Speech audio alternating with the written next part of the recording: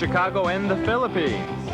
A comprehensive review of the week's special community events, featuring many exciting personalities, handled by the most professional Chicago Philippine Reports TV staff.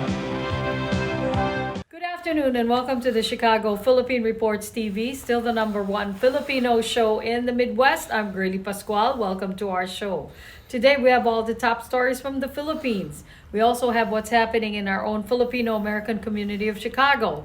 We have interesting interviews led by our very own executive producer, Miss Veronica Layton. We have Bridget Cotero Carino. All these are coming up and more afterward from our sponsors. Please stay with us.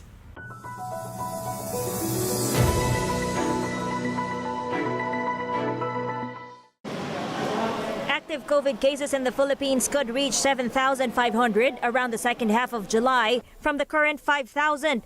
That's based on the projection of the Department of Health if compliance to minimum health protocols declines and booster uptake remains low. Of the more than 57 million fully vaccinated adults in the Philippines eligible to get a booster, only 14.7 million have received it so far. What's troubling here would be, dun sa projections po natin, nakikita natin na around at the same time, no, etong second to third week of July, makikita natin tataas ang mga mauospital because of our waning immunity. In Quezon City, the local government says average daily COVID cases rose to 50 from 32 last week, citing data from Octa Research. It adds the city's positivity rate also increased to 4% from 3%. But the QC Epidemiology and Surveillance Unit says their hospital utilization rate is only at a little over 30%. Under the DOH's metrics, among the criteria for an area to be considered moderate risk are a positive 2-week growth rate, an average daily attack rate of 6 per 100,000 population per day, and healthcare utilization rate of 50 to 70%. The health department says Quezon City has yet to hit all these metrics. To make the H-score moderate, around 50 to 70% ang iyong utilization rate. So it's still below. While the national COVID positivity rate is at 3.7%, still below the World Health Organization's 5% threshold for at least 14 days, COVID positivity rate in Metro Manila rose to 5.2% this week compared to 3.2% the week prior. But the DOH says this should not be the sole basis for assessing the COVID situation. You cannot be governed just by the positivity rate. You have to look at the entirety of the metrics. Ang malaking game changer ngayon talaga yung vaccination, no? Kasi kakaroon ng decoupling sa cases at sa deaths. Posibleng tumataas ng mga cases mo, but it's not really translating to deaths. More hospitals in Metro Manila started rolling out third COVID jabs to immunocompromised minors 12 to 17 years old on Thursday. Among them, Hospital ng Maynila and Cardinal Santos Medical Center in San Juan. We only have a very small number of children aged 12 to 17 that are cancer patients. Sana sabihin na nga ng DOH na pwede na yung general population ng 12 to 17. National Vaccination Operations Center Chairperson Undersecretary Mirna Cabotaje says hospitals outside Metro Manila may begin administering additional dose to eligible minors once they're ready. 3 hospitals in Metro Manila have started administering the third dose of the COVID-19 vaccine to immunocompromised kids aged 12 to 17. This is part of the Health Department's pilot run for the rollout of booster shots for immunocompromised minors. Richard's 16-year-old son is suffering from kidney disease. He was among those who received an additional vaccination shot at the National Children's Hospital in Quezon City on Monday. Karoon na siya ng sakit, humihina po yung immune system. Kaya pwede po siyang kapitan ng kaya pinabaksin ko na po siya ng kung maaaring complete vaccine na talaga. Walk-ins are welcome at the NCH. Immunocompromised recipients must only present a valid ID, vaccination card, and medical certificate given by their attending physician. Parents or guardians must also sign a consent form together with an assent signed by the vaccine recipient. Aming vaccination team, they send out notices where these patients can really enroll themselves. Of course, mas mabilis yun. Others na kung let's say halimbawa may clearances sila from other doctors pero they belong to the A3, wini-welcome naman po namin sila. Meanwhile, the Quirino Memorial Medical Center will allot 2 hours per day for the administration of third doses for the said priority group. We have to schedule them. So naglabas po kami ng poster na may QR code so they can register online, and we will set up the days and time for them to come. The third dose will be given to immunocompromised kids at least 28 days from their second shot. The DOH-NCR says more hospitals in Metro Manila will be included in the rollout next week. A nationwide rollout will then follow. The immunocompromised are in the hospitals. They are also cases na before, well, child yan. Then all of a sudden, nagde-develop siya ng a certain disease. According to the Health Department, of the 9.4 million children aged 12 to 17 who have received their 2-dose primary series, around 238,000 are considered immunocompromised. Kailangan unahin muna natin yung immunocompromised sa ating mga ospital. Mabigyan na sila, maiuna, habang naghahanda naman ang ating vaccination sites sa local governments for our 12 to 17 years old who are not immunocompromised. Hindi po natin patatagalin ang interval na ito. The DOH will release a separate set of guidelines for the giving of booster shots for non-immunocompromised minors. Meanwhile, the DOH said Health Secretary Francisco Duque III has designated Undersecretary Maria Rosario Vergere as the succeeding incident manager of the NVOC. Vergere will replace outgoing NVOC chairperson Mirna Cabotaje. Emilia's household already received a disconnection notice from Meralco for a 7,000 peso unpaid bill. She says no matter what energy efficiency they do, their electricity bill continues to go up. Dapat babaan nila yun. Hirap po kami sa pagbayad. At saka mahirap naman po pag maputulang. But it appears consumers need to brace for more rate increases as the Energy Regulatory Commission sees another hike in the coming bill due to more expensive power supply as a result of record high world oil prices. ERC Chair Agnes de Varadera says despite the year-long refund, the overall power rates are likely to go up due to bigger increases in fuel prices. Paano naman yung pagtaas ng fuel that is passed on? Makapagbaba kami ng 7%, 5%. Ang fuel tumataas 100%, 200%. So makakain lahat yan. Net increase ang tawag natin. It would have been a lot higher kung wala tayo nitong kinumpute natin na refund. Another problem that will likely contribute in raising electricity prices is a series of yellow alerts in the Luzon grid. Yellow alerts are caused by unplanned shutdown of power plants, resulting to thin energy reserves. As a result, prices at the spot market, where Meralco gets part of its supply, also spiked. If this will persist, then talagang may pressure for prices to go up. Ganun naman ang behavior ng merkado. Pag tight yung supply at mayroong mga ganitong alert status, historically talagang nagkakaroon ng pressure for prices to go up. Meanwhile, prices of imported fuel are slightly up after 3 trading days. Imported diesel, gasoline, and kerosene are all up by less than 1 peso per liter, but there are still 2 trading days left, and as the peso continues to weaken against the greenback, this can also push fuel prices up next week. Via Times, vital news, vibrant views for the Filipino Asian communities in Chicago. Via Times for your most interesting and exciting reading and your party coverages. Via Times has very interesting columnists. You name it, Via Times has it. Law, Filipino news, dentistry, immigration, humor, serious opinions, health, beauty, mysticism, Bata Corner, showbiz, and intelligently written editorials.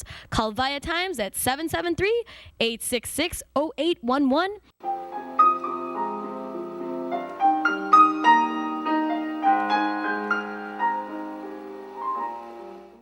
Magandang hapon po sa inyo lahat, and welcome to Veronica's segment of the show today. I have a very exciting lady, a very popular lady, and she's well known in our community because she is really absolutely a leader. And oh my goodness, let me just introduce her to you. Her name is Jeneline Lopez, And Gina Lynn, welcome to our show. Thank you very much. Good evening, Tita V. And I'm so honored to be interviewed. And it's nice talking to you. Okay, same here, Gina Lynn. I invited you for this interview today because you've handled, I think you also have a co-chair in the last PIWC, which stands for Philippine Independence Week Committee. It is an annual celebration for the Philippine independence for the 124th year of Philippine independence this year. Okay, Gina Lynn, you were co-chair for the coronation or the Queen's Committee, right? Yes. And it was very, very successful. Congratulations. Thank you very much. And you co-chaired it with Geraldine Gayton, right? Yes. I would like to interview Geraldine also. After this, I mean, if she's free next week. Okay, Geraldine, you are also a successful businesswoman for having a home health care business, and you were a Hall of Famer of the Chicago Filipino Asian American Hall of Fame. That was a couple of years ago, or 3 years ago. 2018. 2018, right? Yes. Okay. Also, what else? You just handled a successful coronation ball, and also you are a working mom. Yes, I have an 11-year-old son. That's, I don't have a babysitter, so I just manage my time to, with work and family. He's growing up so fast. Yes, yes, he's Dylan Gabriel. Yes. Growing up so fast. So anyway, Gina Lynn, what else do I have to say about your credentials? Well, actually, I was I received an award for the Gintong Pamana and the Golden Life Achievement from Lions Club organization. And I usually like to do a lot of charity and voluntary work on my spare time. I'm actually a volunteer at school and our church, St. Vincent Ferrer. And actually, I'm planning to have a pre-retirement so I can enjoy, life and with my family. That's my very young, very young to retire, Gina Lynn. You still have a lot of things to do. I know that. I can do more time with the, charity and the humanitarian services. Whatever they need, then I can be there. Great, terrific. Okay. You are a nurse by profession, right? Yes. And now you're handling a very successful home health care business. Mm-hmm. Am I correct? Okay. Yeah. All right. So let us talk about this last project of yours, the successful coronation ball of the Philippine Independence Week. Oh, wow. There were so many people and many beautiful. Yes. All right. Okay. Maybe you can tell us how you were able to do that. Okay. First, with the PIWC, it's an actual celebration. It's usually done on, we had this June 18th. It was held in Holiday Inn, Skokie. And with the beauty queens, we try to encourage these young ladies to be involved in a community project like with the PIWC. So we have 12 beauty queens that we were able to encourage to get involved. So we have 4 Misses. We have Mrs. Philippines, Mrs. Chicago, Mrs. Illinois, and we also have Miss Illinois, Miss Chicago, and Miss Philippines. We have 3 teens, and we have 2 little girls. The youngest is 11 years. So with the PIWC, these girls, we had one project of PIWC is the Seniors Day, and that was held during the picnic, which was June 11th of 2022. It was held in Lincolnwood Park. So during the event, it was really one of the I believe one of my favorite project of PIWC is in which a lot of seniors gather, and then they had to have a talent show. They have to have a time to enjoy, with other seniors. They have the bingo, and then they also get the chance to dance and eat good food, all Filipino dishes. We also have the health orama that was headed by Miss Ella Basilio. And during that time, we have the vision and the hearing screening. So the people, it's not just the seniors, but all the guests in the picnic had the chance to have the vision and the hearing screening, plus the health screening. Whoever wants the blood pressure to be checked, whoever wants the blood sugar to be checked, it was all done during the picnic. That was, I think, one of my favorite project of PIWC when they gather a lot of, it's really a casual gathering, but it's really like a lot of people really enjoyed, it's casual. They don't have to dress up really nice, but casual, but there's a lot of camaraderie and more on bonding with our, Filipino community. And if that's one of the project that I really supported for the organization. You supported it and you did a great job, but it was kind of hard, right? Well, it's very challenging, I would say. There's a lot of challenges along the way, when it comes to explaining to them how they're gonna meet the requirements, because they have to invite people in the gala, they have to have raffle tickets, and they have to have sponsors and advertisement. So for the fundraising, it will support the projects in which it's the overall chairman who will decide which organization, charity projects that they will have. But in this year, our muses, our 12 beauty queens, were able to serve during the picnic. They were the one who was serving the food for our seniors. And I believe that is a good thing, because most of these young ladies, they need really to be involved in the community. So because the more people involved in the community, the more, you will have a lot of successful projects. So it's like they can be a good role model to other young girls and other young Filipina to really get involved in our community, because I believe that they are the next generation. We have to give them inspiration. We have to give them something to think about, that, there's something out there that you can do to help. And it's really very a good feeling, an enriching feeling to help, in our community. And that's why I get involved with the organization.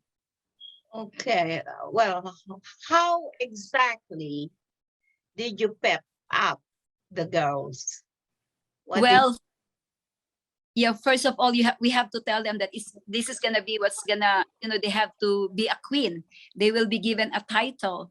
With that title, it comes with I would say a requirement that they have to do certain, like they have to invite guests. They have to get some ads. We have requirements for them in order to have the fundraising, and they have to have contracts, so they would agree to get involved, with those with whatever requirements they are required. Plus, they have to be involved in a cultural, in downtown fashion show. We have the downtown fashion show, which was June 14, and they have to be involved in the picnic, and they have to be with the. They have a lot of activities during that week that they have to be involved with. Right. You're talking about the kids. How about the adults?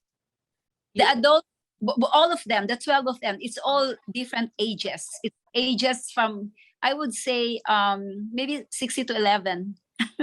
like the age range of the beauty queens. So, actually it's about whoever wants to participate. That's really the best one, the best criteria that we will get. It's the ability to join, the ability to participate in the activities that we have. Personally speaking, after this heavy involvement in this particular organization, do you have any plans on leading the organization one of these days? Well, I think overall chairperson. I mean, well, I think I need to have more experience, and I need to get to know the people involved in the organization, and I need to know more on their like the in and outs of the organization. It's easier to manage an organization when you get along with other people, because being a leader doesn't mean to say that you have to tell them what to do. You cannot just give orders to people. For me, being a leader of this organization, PIWC, you really need to influence people. You really need to encourage people how to get involved in the project. And for me, that's being a leader. It's not just giving orders, telling them what to do, but it's getting them to get involved, like giving them the value of what they are doing. I think you are it. It's gonna be well, it depends. So I think I myself, I believe I still have to get more experience, in the managing the organization. It's really a big organization to manage. Chinalyn, with all your credentials, I believe in you. Thank you so much. You have shown our community the capability that you have in really leading an organization. Not only an organization, you also are leading your business. Yeah, thank you so much. Thank you so much. You're in a health business. That is hard. Yeah, it's really my goal is really for the young girls and the young generation to really value their culture. I really want them to give its importance by involving in different projects. That's how we get them involved, so they will know more what's really going on with the Filipino community. Yeah, you are right. You're on the right track, and you've handled it well, really very well. Thank you so much. And right, so how did you? I mean, with your busy schedule, you are really amazing. With your busy schedule, you were able to devote your time to your family, with your little son, and with your business, and with the community, and what else? It's all about time management. I really have to balance everything. Yeah, I have to balance everything. I have to do this, and I don't really like to waste my time. I really want to make sure that I whatever I do, it's just something that has value. So even when I spend time with my family, with my son, work, and this community involvement, I really find value and enjoyment in what I do. So I don't really feel like getting tired with it. Just enjoy every moment of it. You're such a focused person. I can see that. Thank you. And I salute you for that. Thank you so much. Okay, maybe if you're still, you really want to get involved with the community and still get involved with a particular organization like PIWC, what can you tell our viewing audience about participation? Please invite them to participate in our community. What can you say?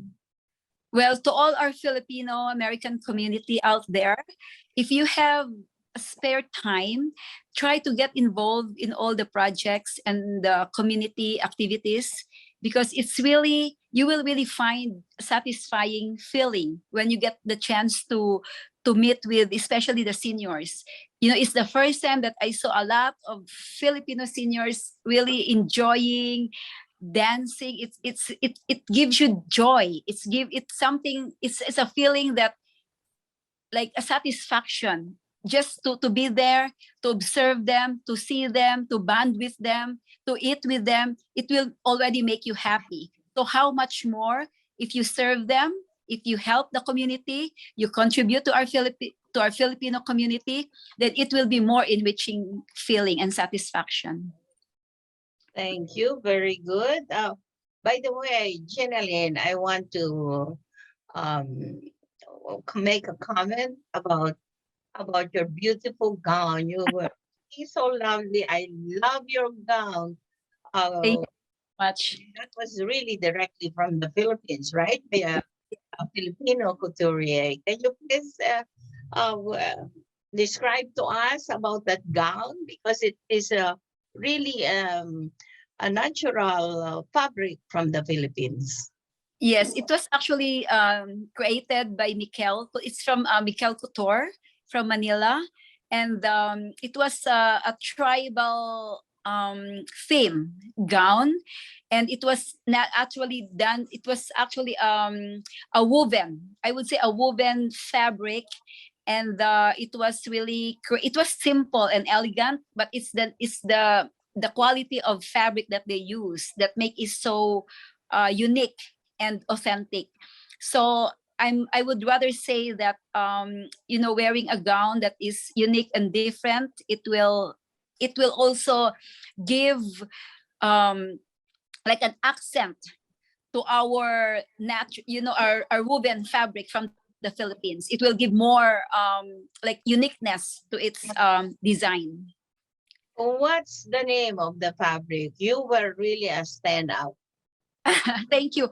They did not really give me a specific fabric, but I believe it's like woven. They actually give me a lot of samples of the fabric that they use, but I choose that color because it's kind of simple yet elegant. They just put a little beads, a little stones to accent the red color of it, but it's like a woven fabric. There was no specific name for that fabric, but it was really unique design from Mikel Couture. I thank you very much for gracing our show today, and keep it up. Keep on helping our community and encourage others. Thank you so much. I honor love what you're doing. Thank you. Maraming salamat.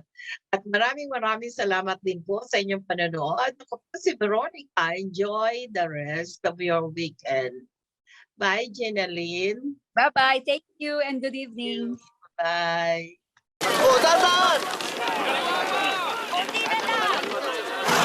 Yan! Dito na! Perfect!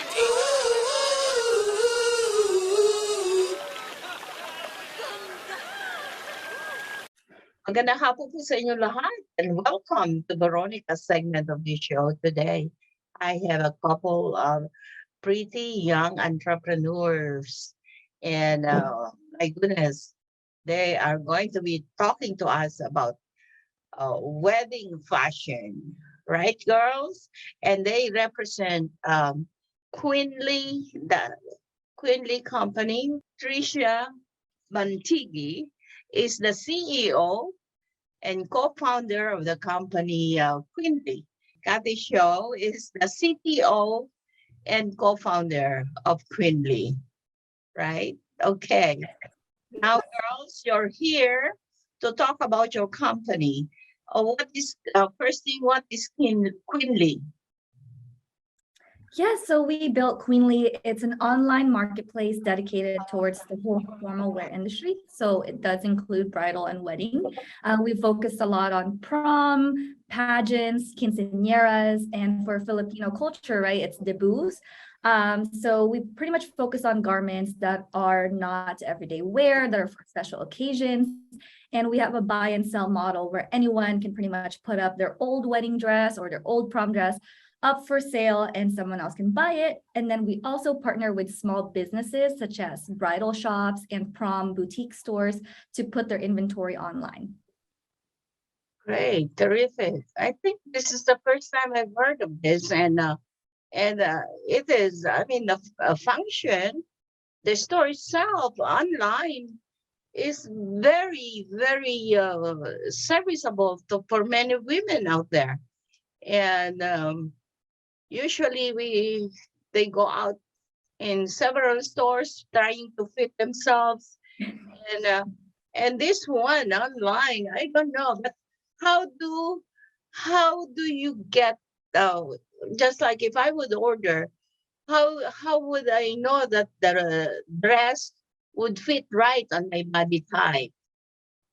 Yeah, so we do a lot of things in order to make sure that we provide the most information and transparency when it comes to the dress that you're purchasing, right?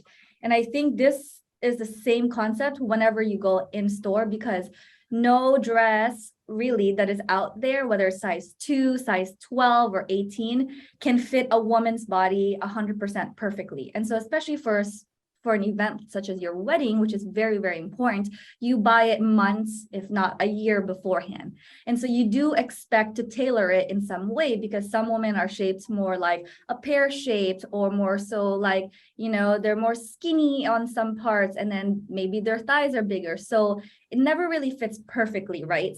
And so it is pretty much the same purchase behavior. If you're going in store, you're trying it on and you're like, okay, I know I'm a size 6, so give me a size 6. But then you try it on and it's like, oh, it's a little loose on my, back area, or like on the shoulder, it's a little tight. So that's the same concept for us. And we never really encounter too many problems when it comes to fitting, because the most important thing for the bride is that the dress is their dream dress. It's that dress that they want to shine in at their special night. And so they do purchase it months in advance in order to go to their local tailor and adjust a few things. Well, have you encountered some returns because of fitting problems? Not necessarily. I think most of the returns, because it is we have predominantly a secondhand resale inventory.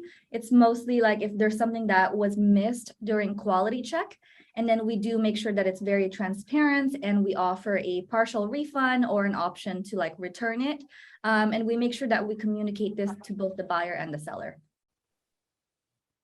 Okay, and all right. So, do you charge extra for the fitting, or when they buy a dress and it does not fit, is there an extra charge? You're asking like a fitting? If they return the dress for the right fit, for you guys to custom made it for their body, is there an extra charge? No, I think we're not understanding like the type of platform that we have. So we don't own the inventory and we don't do custom. So this is similar to if you know eBay or Poshmark or The Real. So we utilize the inventory of millions of women in the United States to put their dresses up, and we connect them to the buyer. But yeah, I'd love to talk more about, what to look for in a wedding dress and how to choose the right dress for the body type, if you want to speak on that a bit more. Okay, Kathy, maybe you can talk about the importance of sustainability of the clothes, the gowns that you carry. Yes, I think what's been really prevalent in fashion these days is trying to move away from fast fashion. Many women who are buying online, they tend to buy from more fast fashion sites, and they end up not being happy with the clothes that they buy, because a lot of those garments have been cheaply made. A lot of those garments have been made in bulk. And what platforms like our company, like Queenly, are doing is to create value out of the clothes, the dresses that you spend so much time looking for, you spend a bulk of your money on, and being able to not just resell it, but also know that another woman will love and enjoy the dress is especially meaningful. And I think that that goes hand in hand with being able to protect the earth and to help the environment. How about, would you suggest for women or for some of your clients to purchase secondhand gowns for weddings? Yes, yes. So I myself have bought several dresses to attend a wedding, and I'm planning to buy my wedding dress on Queenly too. And Trisha here has done the same. Yeah. We actually recently got featured on the New York Times like last week in regards to some of our brides buying their bridal gown on Queenly secondhand. So would you suggest, okay, when we talk about secondhand clothes, or would there be a particular store that you would recommend, or just, does Queenly do it too? Do they carry secondhand gowns? Queenly? Yeah, that's predominantly our inventory. The inventory. Okay. It is in the inventory. So do you find some customers or who are interested in secondhand instead of a brand new gowns? Yeah, we have hundreds of thousands of customers right now that are buying secondhand on queenly.com. It is a very practical idea, right? Yes. I favor that idea too. Okay. So now about trending. What is trending so far, as it's not only in bridal gowns, but also as well as the gowns for the guests, gowns for the bridal, the mothers of the bride and groom, and the flower girls and others. What's trending so far? I think with the rise of social media, a lot of people have found the opportunity to not just buy one outfit, but several outfits for their wedding. Very often we see brides have a big, beautiful ball gown for the ceremony, and then they switch into maybe a jumpsuit or a small cocktail dress for the reception. And I think that's wonderful to showcase the bride's sense of style and different senses of taste. Yeah, I think like for mother brides and for flower girls, which we actually both carry, we carry girl sizes as well. They're leaning more into very fashionable pieces. So away from like very plain, solid pastel colors that you just buy off the rack from Macy's, right? And now they want to have more like sequins or more like lace or more like a slit, right? And so they're becoming a lot more fashion forward, and especially we see this with bridesmaids. So gone are the days that we only see like the bridesmaids wearing the same exact gown and color. Nowadays they want to wear different colors, and sometimes they want to wear different styles for bridesmaids. So I think that's kind of just what we see is trending. As long as it's not white, right? As long as it's not white, yes, correct. I know that really that strict rule about weddings. You don't wear white when you're a guest. Yeah. We're actually launching a new feature on the app and the website soon, where brides can send a customized link to all of their guests that leads to their wedding dress code shop on Queenly. So the bride can say no white, no black, no short dresses, and then you can wear, like pastel colors or yellow and pink, and they send it to them, and the link will have all of these dresses that fit under that bride's dress code, and all of their guests can just buy it right away. So it's very easy. Very interesting. That's Really very interesting. Never heard of that before. Yeah, because we're building it. We're building it just now. Yes, yes, congratulations. Oh, both of you girls are really very young, and I'm wondering, how did you get together to start a company named Quinley?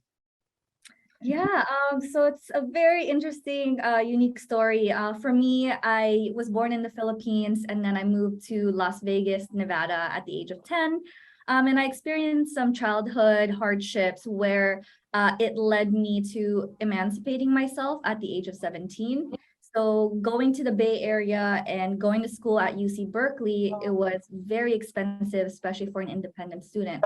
But one of the ways that I found on top of all my other jobs is competing in pageants actually give you scholarships. And so most people don't know that pageants give one of the most like scholarship money to young women in the country. So I did it for about 8 years, and me and Kathy met at a tech startup internship in 2014. We stayed friends, and once she moved to the Bay Area, she was working at Pinterest as a software engineer. I told her about my idea, and I convinced her to join the pageant. Yeah, it was such a wonderful experience, and I really got to learn more about the formal dress industry. It really helped boost my confidence, and it really helped me understand how to fuse together engineering, technology, and the fashion industry, which for two female founders such as ourselves is a pretty unique opportunity. And so we've been building Queenly ever since. Yeah. How old is the company now? Ooh, like 3.5 years. We started in 2019. Yeah, January 2019. How are you both looking forward to the future of the company? We're both, I would say, very, very optimistic and just very passionate about the future of our company, just because we're doing this because we care about the mission, and we ourselves have experienced, like not being able to afford an expensive prom dress, or just like, we didn't have very like wealthy, rich families growing up. We had, immigrant families. And so we know that every girl wants to feel like Cinderella at their prom or at their quinceañera or debut cotillion. And so we want to provide the access and affordability to all these young women nationwide. And so we're working really hard. We have an amazing team with us. And so we're just very excited to be able to, grow and spread the word.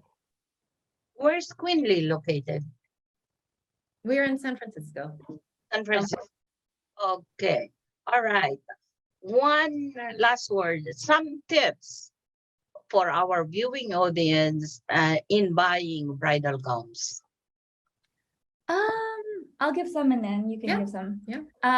I would say my biggest tip is knowing kind of just like where your wedding is and how you want it.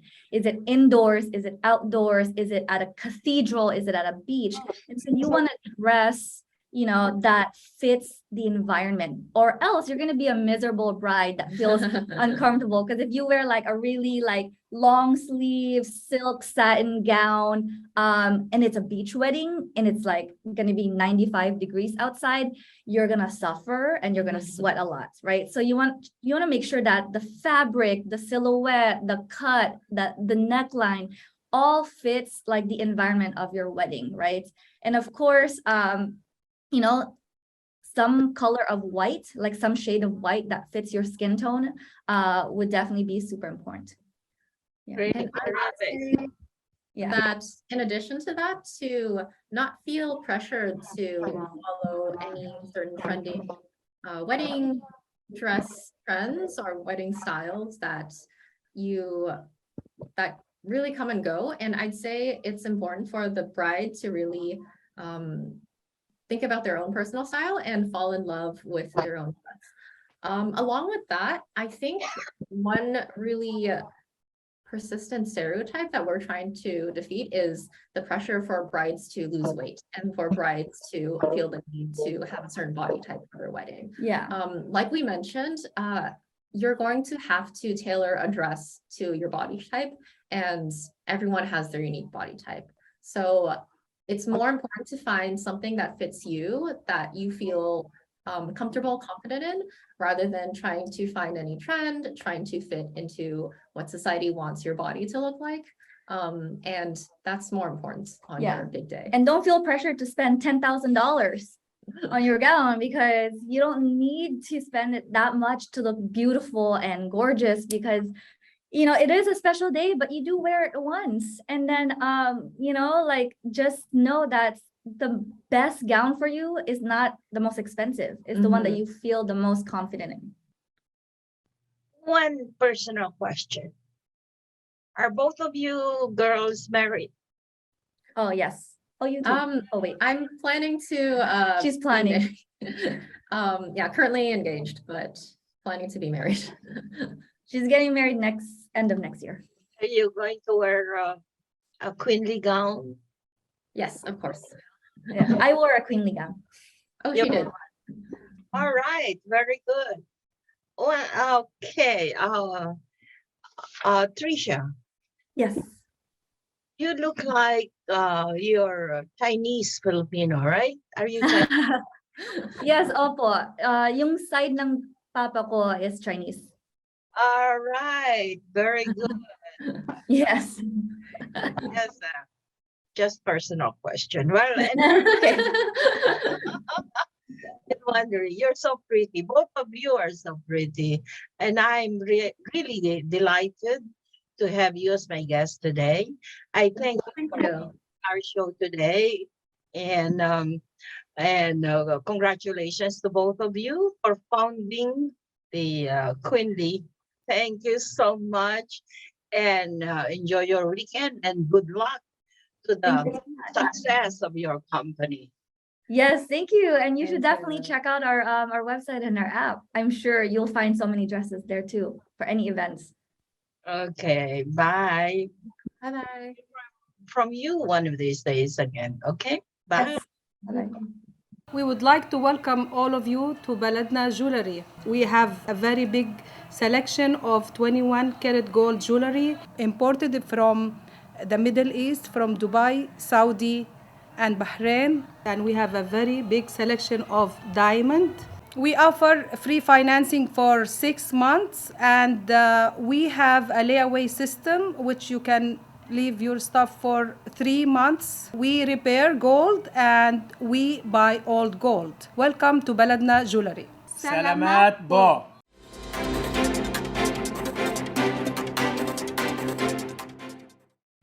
Good afternoon. This is Bridget Carino-Cueto bringing you this week's local news from our community. Chicago Philharmonic proudly announces its 22-23 symphonic season on the heels of a thrilling 21-22 season, ending with the sold-out Chicago premiere of Marvel Studios' Black Panther in concert. The season, which was created by the organization's musician-led artistic committee, is the most diverse season in Chicago Philharmonic's 3 decades of music making. Our artistic committee, composed of several of our creative musicians, our composers in residence, Terrell Johnson and myself, came together to create a season unlike anything else happening in Chicago right now. The outcome is extremely exciting, said our artistic director and principal conductor, Scott Speck. We're going to introduce a lot of people to music they've never experienced live, and I can't wait. Data breaches in today's technology-driven world can affect hundreds of millions, if not billions, of people at once. Companies must ensure that data is adequately protected. However, some of the largest breaches have occurred in the last decade. But which state in the United States has suffered the most monetary losses as a result of corporate data breaches?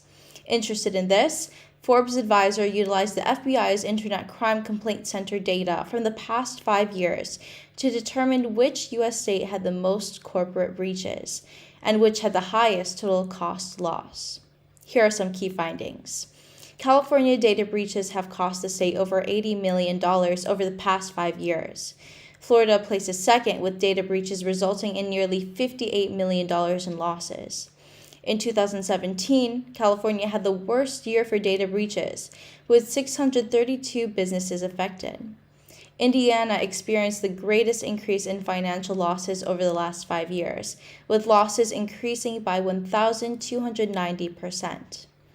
Over the last 5 years, data breaches have affected 11,343 businesses in America, resulting in losses of $431,854,725. Governor J.B. Pritzker and the Illinois Housing Development Authority Board announced conditional awards using $75 million in federal funds to provide vital gap financing and complete underwriting for affordable housing developments that may have otherwise not been built due to financial challenges brought on by the COVID-19 pandemic. Funded through the COVID-19 Affordable Housing Grant Program, IHDA is providing grants to 19 affordable developments across Illinois that will create or preserve 1,023 units of affordable housing.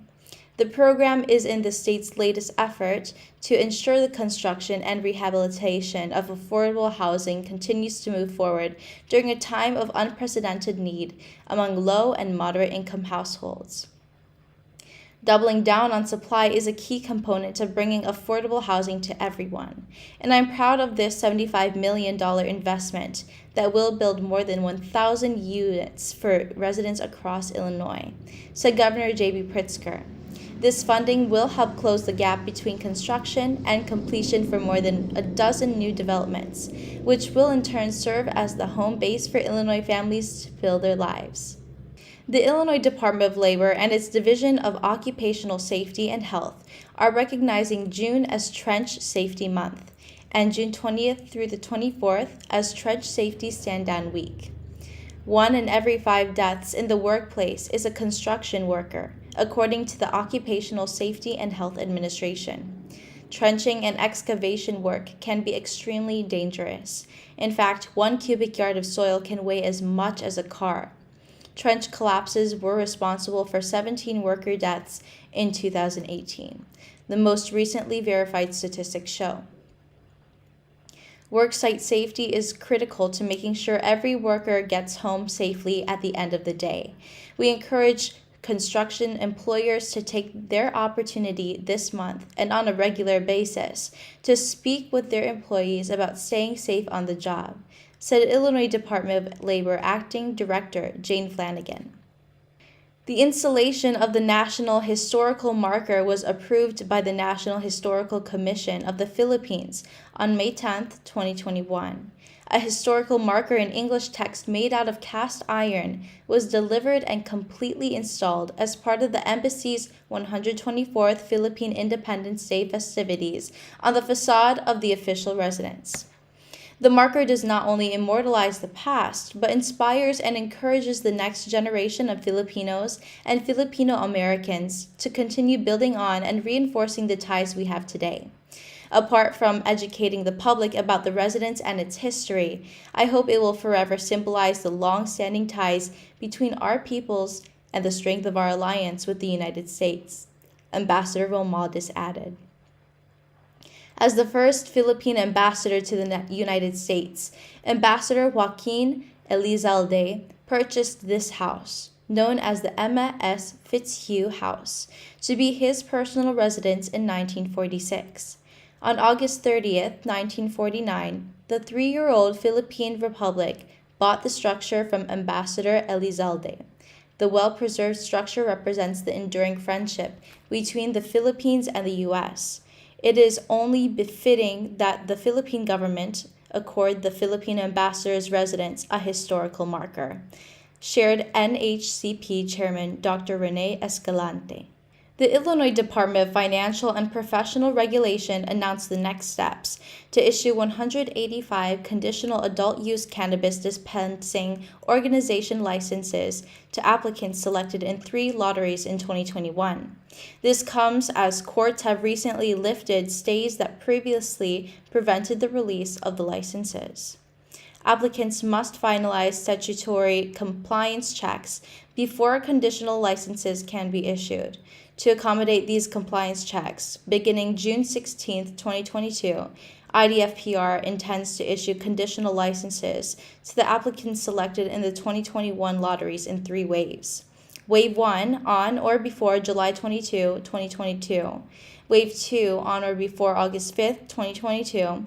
Wave 3 on or before August 19th, 2022. The pace of licensing will be determined by how quickly applicants' compliance checks can be verified. The Illinois State Fair Grandstand will host harness racing to kick off the 2022 Grandstand calendar on Thursday, August 11th. Known as one of the fastest tracks in the world, the 1-mile track will feature strictly Illinois Department of Agriculture sponsored races on opening day. Every horse that takes the track will be either Illinois conceived or foaled. To be able to provide an expanded showcase of Illinois horses on our state's biggest stage and on one of the world's fastest tracks is a tremendous way to start off our state fair, said IDOA Director Jerry Costello. Our hope is that those who have never experienced harness racing at the fair will come out and enjoy these races and the ones that follow throughout the fair. The harness races will feature a split card with the first post time at 12 p.m. noon and second post time at 5 p.m. Admission into the harness races is free for fairgoers. The remainder of the Illinois State Fair harness races are listed below with post times for each day at 12 p.m. noon. That's all for today. Thank you for watching our news this week. This is Bridget. See you next time.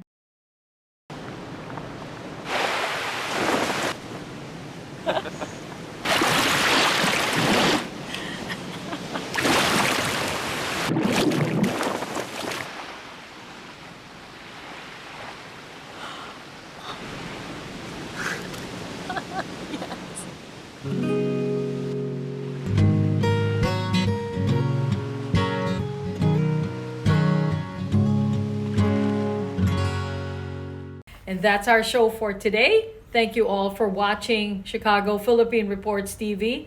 We hope you will stay safe and enjoying this day with your family and friends. I'm Maria Gurley Pascual. Maraming salamat sa inyong pagsubaybay and we'll see you back here next week.